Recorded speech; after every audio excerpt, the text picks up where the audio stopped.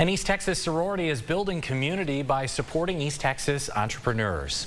GMAT's Madeline McCrory introduces us to the chapter president of Alpha Kappa Alpha Sorority Incorporated in Longview. She shares her plan for helping East Texans build generational wealth.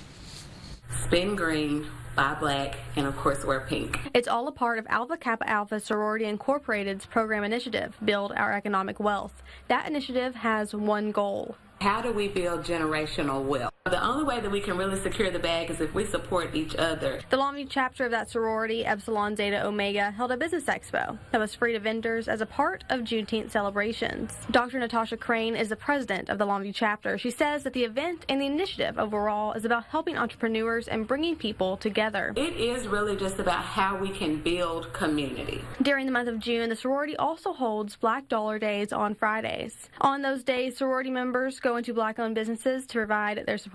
If we're able to go in as a group, of course, they're always excited to see us in numbers. And so it's just another way to build community and support Black entrepreneurship. Dr. Crane asks everyone in the community to continue to support local businesses. Whether it's a Black-owned business or not, they depend on our services to support them. She says that's because supporting local and Black-owned businesses helps everyone. It's important that the community supports Black-owned businesses so that we can all thrive together. For Good Morning East Texas, I'm Madeline McCrory. The sorority also supports its members with the first Black-owned, women-led, sorority-based credit union.